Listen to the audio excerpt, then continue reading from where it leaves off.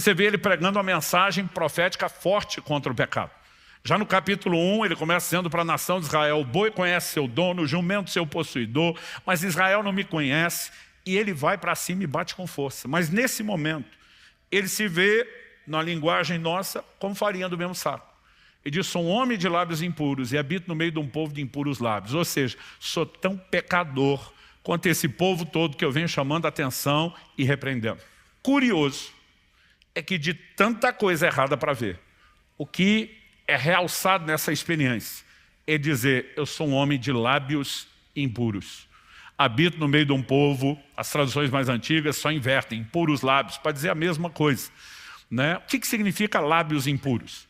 Ele não estava sugerindo que usou batom radioativo ou beijou o que não podia, né? O anjo, quando toca justamente a boca do profeta com a brasa, diz: tua iniquidade foi tirada, teu pecado foi perdoado. Está falando de impureza no sentido de pecado. E nós precisamos reconhecer que a Bíblia apresenta uma área, um departamento específico de pecado, relacionado à nossa boca, aos nossos lábios, à nossa língua. E Deus tem não apenas o desejo de expor o que ainda precisa ser trabalhado em nós, mas nos levar a um processo de santificação, de mudança, de transformação. O propósito dessa brasa não era apenas perdoar, remover a culpa de um pecado cometido, mas era santificar, era libertá-lo, era empoderá-lo para que houvesse mudança nessa área. Então, essa expressão pecados da língua, na verdade eu tirei do Salmo 39:1, né, porque são mencionados nas Escrituras em outros lugares. No Salmo 39:1, uma oração de Davi, ele afirma: eu disse comigo mesmo, guardarei os meus caminhos para não pecar com a língua, porém mordaça a minha boca. Para não pecar com a língua. Provérbio de Salomão, Provérbios 10:19. Quem fala demais acaba caindo em transgressão, mas quem controla a língua é sábio. A gente sabe já, pela sabedoria popular, que falar muito não é coisa boa. Os antigos diziam: quem muito fala dá bom dia para cavalo, né? Mas não se trata apenas de falar o que não deveria. Aqui a Escritura está falando especificamente, né, de alguém que acaba caindo em transgressão. Ou seja, existem pecados que estão relacionados à língua, ao que falamos. E muitas vezes nós criamos uma espécie de psicologia de compensação na nossa cabeça para dizer: mas esses não são dos mais sérios, não são dos mais graves. E o que eu quero, ao separar 3 domingos para tratar disso, é te mostrar que isso é mais sério do que na verdade a gente tem percebido. Evangelho de Mateus, no capítulo 12, eu quero ler dos versos 33 a 37, palavras de Nosso Senhor, o ensino de Jesus. Ele diz: tornem a árvore boa e o seu fruto será bom, ou tornem a árvore má e o seu fruto será mau, porque pelo fruto se conhece a árvore. Ele está dizendo, a qualidade do fruto depende da natureza e da qualidade da árvore. Mas ele segue, raça de víboras, verso 34 agora. Como vocês podem falar coisas boas sendo maus? Porque a boca fala do que está cheio o coração. A pessoa, verso 35, a pessoa boa tira do tesouro bom coisas boas, mas a pessoa má, do mau tesouro, e aqui ele está falando do coração, tira coisas más. Verso 36 e 37, digo a vocês que no dia do juízo, as pessoas darão conta de toda palavra inútil que proferirem, porque pelas suas palavras você será justificado, e pelas suas palavras você será condenado. Jesus, ele fala que eu e você podemos mudar o tipo de árvore. Podemos nos tornar árvore boa, podemos nos tornar árvore, né, ruim. Como? Dependendo a maneira que eu e você nos conduzimos em relação ao falar. O que falamos revela que tipo de árvore nós nos tornamos. A Bíblia diz, a boca fala do que está cheio o coração. O que sai dos nossos lábios expõe o que está do lado de dentro.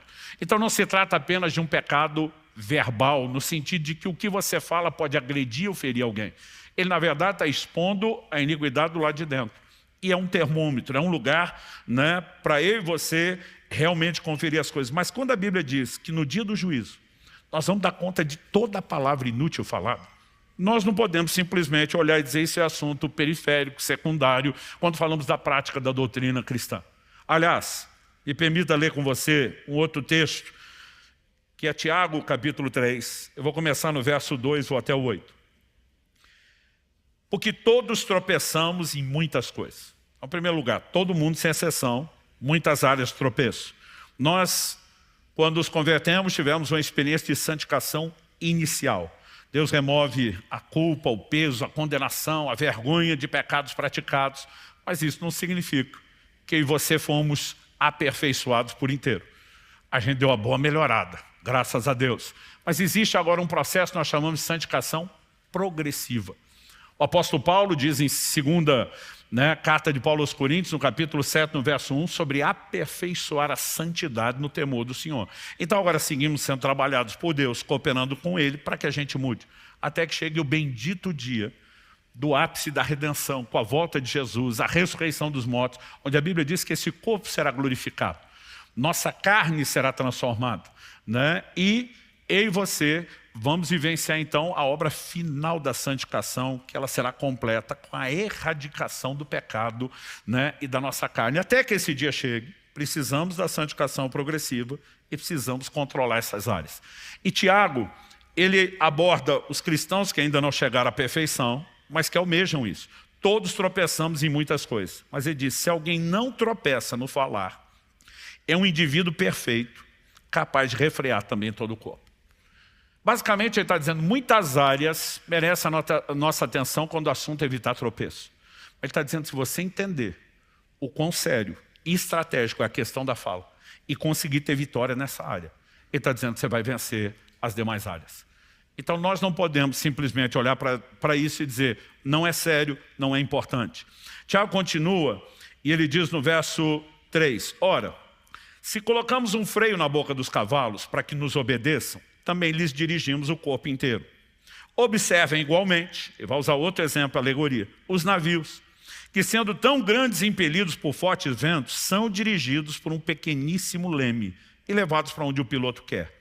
Assim também a língua, igual freio na boca do cavalo, igual o leme do navio, a língua, pequeno órgão, se gaba de grandes coisas. Vejam como uma fagulha incendeia uma grande floresta. Você não precisa mais do que uma pequena fagulha para um grande incêndio. E depois de entrar com esse outro paralelo, ele vai dizer no verso 6, ora, a língua é um fogo, é um mundo de maldade. A língua está situada entre os membros do nosso corpo e contamina o corpo inteiro. E não só põe em chamas toda a carreira da existência humana, como também ela é mesmo posta em chamas pelo inferno. É isso mesmo que você ouviu. Pensa no lugar que o inferno quer inflamar, é a nossa língua. Pois toda espécie de animais, de aves, de répteis, seres marinhos, se doma e tem sido domada pelo gênero humano. Mas a língua, ninguém é capaz de domar. É mal incontido, cheio de veneno mortal. Ou seja, só existe uma forma de termos vitória sobre essa área. Nós não vamos conseguir isso por nós mesmos.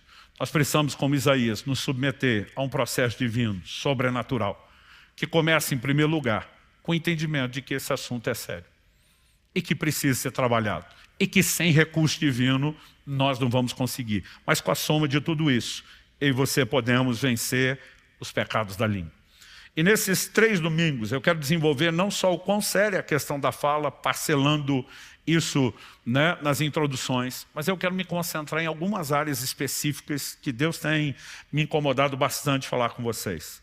Hoje, nós vamos falar basicamente sobre murmuração e insultos. Insulto é a palavra mais bonita para evitar falar xingamento, palavrão, a vulga boca suja.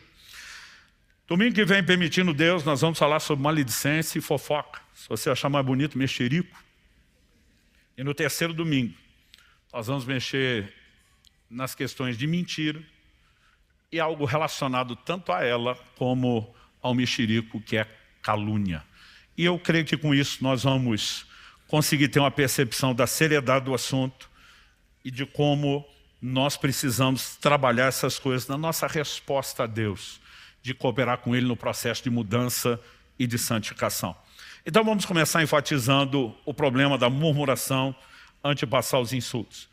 Em primeiro lugar, em primeira carta de Paulo aos Coríntios, no capítulo 10, versos 10 e 11, nós temos uma ordenança.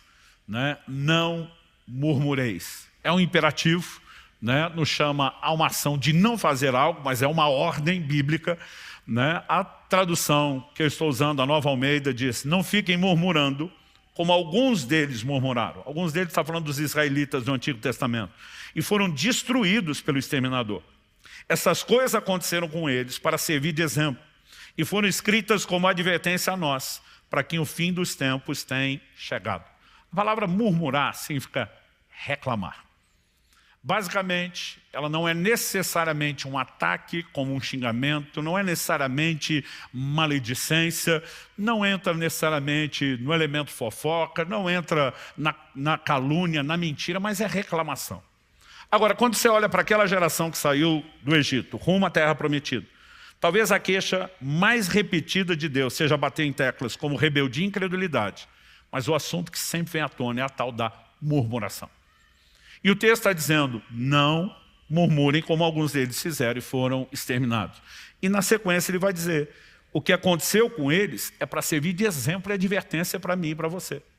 Aliás, para que a gente possa entender o quão séria é a ordem de não murmurar, eu gostaria que a gente fosse para esse texto de 1 Coríntios 10. Eu acabei de ler o verso 10 e 11, mas na verdade eu queria te apresentar um contexto maior, lendo versículos anteriores e os posteriores ao que nós lemos. No verso 1, o apóstolo Paulo, que está escrevendo à igreja de Corinto, na Grécia, eram gentios que se converteram, não eram judeus que viveram de acordo com as tradições da lei do Antigo Testamento, que tinham todo o conhecimento de quem eram os patriarcas, Abraão, Isaac, Jacó, por meio de quem, né, as promessas de Deus foram sendo feitas e o plano de redenção vai sendo apresentado e revelado de forma progressiva. Mas ele mostra que esses gentios convertidos não podiam ignorar algumas informações que estão lá no Antigo Testamento. Ele diz assim: olha, irmãos, não quero que vocês ignorem que os nossos pais estiveram todos sob a nuvem, todos passaram pelo mar, e todos em Moisés foram batizados, tanto na nuvem como no mar. Todos eles comeram do mesmo alimento espiritual, beberam da mesma bebida espiritual, porque bebiam de uma pedra espiritual que os seguia, e a pedra era Cristo. Mas Deus não se agradou da maioria deles. Eu quero dar ênfase a isso. Deus não se agradou da maioria deles, razão pela qual ficaram prostrados no deserto, ou seja, não entraram na terra prometida, não viveram o cumprimento das bênçãos, das promessas que Deus tinha feito para eles. E aí ele diz no verso 6, ora, essas coisas se tornaram exemplos para nós, a fim de que não cobicemos as coisas más como eles cobiçaram. Antes de falar do exemplo, antes de falar de evitar o tropeço, ele está dizendo: não ignore que nossos pais foram batizados tanto na nuvem como no mar. Beberam de uma pedra espiritual que os seguia, que era Cristo. Ele está fazendo alusão aos dois momentos onde Deus fez sair água da pedra. E evidentemente ele não está dizendo que aquela pedra, que eram pedras distintas, onde em dois momentos específicos saiu água, que a pedra literalmente os acompanhava. Mas estava dizendo: quem fez sair água da pedra e os sustentou no deserto foi o próprio Senhor. Mas quando ele usa a expressão bebiam de Cristo, ele está fazendo todo um paralelo da experiência deles com a nossa experiência de conversão a Cristo. Foram batizados na nuvem e no mar, batismo no Espírito Santo e nas águas. Comeram do mesmo alimento espiritual. Qual alimento espiritual que está sendo mencionado? O maná. Que Jesus, em Mateus 4,4, fazendo alusão ao texto que fala do maná, em Deuteronômio 8,3, diz: nem só de pão viverá o homem, mas de toda a palavra que sai da boca de Deus. Ou seja, não foram apenas alcançados pelo Evangelho, foram alimentados pela palavra de Deus. Beberam da mesma bebida espiritual, que emana do próprio Senhor. Ou seja, está falando que todo mundo teve uma experiência de conversão. Como é que se deu a saída do Egito? A libertação deles acontece na celebração da primeira Páscoa. Quando o cordeiro da Páscoa está sendo imolado, o sangue aspergido, eles estavam anunciando profeticamente o que Cristo faria. Paulo vai escrever aos mesmos Coríntios e vai dizer que Cristo é o nosso cordeiro pascal. Ou seja, o sacrifício de Cristo está para nós, como a Páscoa estava para eles. Com a morte do cordeiro, com o seu sangue. Eu e você fomos arrancados de uma tirania onde éramos escravos no reino das trevas. Fomos trazidos para o reino da luz. Nos tornamos povo de Deus. Agora, é possível ter toda essa experiência. E ainda assim a Bíblia diz: Deus não se agradou da maioria deles e eles não chegaram onde deveriam. Porque na vida cristã não se trata apenas de começar bem, mas de ir até o fim, de viver tudo aquilo que Deus tem para nós. E há muitas armadilhas que precisam ser evitadas no caminho. Então, o texto está dizendo, isso tudo está registrado como exemplo para a gente não vacilar como eles vacilaram, para a gente não tropeçar como eles tropeçaram. E ele começa falando de um dos pecados, a fim de que não cobicemos coisas más como eles cobiçaram. Mas ele não para na cobiça. Verso 7. Vamos continuar a leitura. Não sejam idólatras, como alguns deles foram. Conforme está escrito, o povo assentou-se para comer, beber e levantou-se para divertir. Está escrito em Êxodo 32:6. O momento onde nós temos o primeiro registro histórico de um carnaval. O povo faz o bezerro de ouro quando Moisés está demorando para descer do monte e começam as festas. E a Bíblia diz que o povo estava literalmente desenfreado, sem freio. Então a Bíblia está dizendo, não sejamos idólatras como eles. Ele continua no verso 8. Não pratiquemos imoralidade, como alguns deles o fizeram, e caíram mortos num só dia 23 mil. A referência agora é Números 25. Quando as filhas dos moabitas, dos midianitas, começam a chamar os israelitas, não apenas para uma prostituição física, literal, que já era pecado contra Deus, mas exigiam em troca que eles se curvassem diante dos ídolos delas. E conseguiram combinar idolatria com imoralidade. E a Bíblia fala de uma praga e de muitos morrendo. Então o texto diz, não pratiquemos imoralidade. Como alguns deles fizeram, caíram mortos num só dia 23 mil. Agora vem o verso 9. Não ponhamos Cristo à prova, como alguns deles fizeram, e foram mortos pelas serpentes. Aqui a menção é Números 21, episódio das serpentes abrasadoras. O curioso é que o pecado principal ali é murmuração. E aí ele emenda no 10, junto com o pôr Cristo à prova. Não fiquem murmurando, como alguns deles murmuraram e foram destruídos pelo exterminador. Por que eu estou lendo isso tudo? Porque normalmente a gente pensa, idolatria, pecado sério. Imoralidade, piorou. Mas quando chega no assunto da murmuração, a gente diz, normal. E a Bíblia não está tratando isso como normal. Está dizendo, vai te enredar como a imoralidade enreda, vai te enredar como a idolatria enreda, vai te prender como a cobiça prende. Isso é chamado de colocar Cristo à prova. Então, no verso 11, nós já lemos e diz, essas coisas aconteceram com eles para servir de exemplo, foram escritos para advertência a nós, para quem tem chegado os fins dos tempos. Dito isso, ele diz, por isso, aquele que pensa estar em pé, veja que não caia. Não caia na idolatria, não caia na cobiça, não caia na moralidade, não caia na murmuração. Verso 13, não sobreveio a vocês nenhuma tentação que não fosse humana, mas Deus é fiel, não permitirá que sejam tentados além do que podem suportar. Pelo contrário, juntamente com a tentação, proverá livramento para que vocês a possam suportar. Quando você olha o quadro completo, não dá para dizer, olhando para uma murmuração, que é algo normal, aceitável, tolerável. E a Bíblia está nos chamando a uma ação específica, dizer não entre nesse jogo. E nós precisamos entender que a ordem não murmureis é literalmente isso, é imperativo, é uma ordem que não é para ser desobedecida. Então quando alguém murmura, além de desobedecer uma ordem direta de Deus para não fazê-lo, ele está também afrontando diretamente uma outra ordem divina de que a gente deve fazer o oposto. O que é o oposto? Em 1 Tessalonicenses 5,18, a Bíblia diz, em tudo deem graças, porque essa é a vontade de Deus para vocês em Cristo Jesus. Efésios capítulo 5, verso 20, dando sempre graças por tudo a nosso Deus e Pai, em nome do nosso Senhor Jesus Cristo. O cristão é orientado a usar a sua boca para bendizer a Deus, em toda e qualquer situação. O apóstolo Paulo chega a dizer aos Filipenses, eu aprendi a viver contente em toda e qualquer situação. Ou seja, a gente não reclama, a gente não murmura, a gente bendiz, a gente agradece, a gente louva a Deus. E a murmuração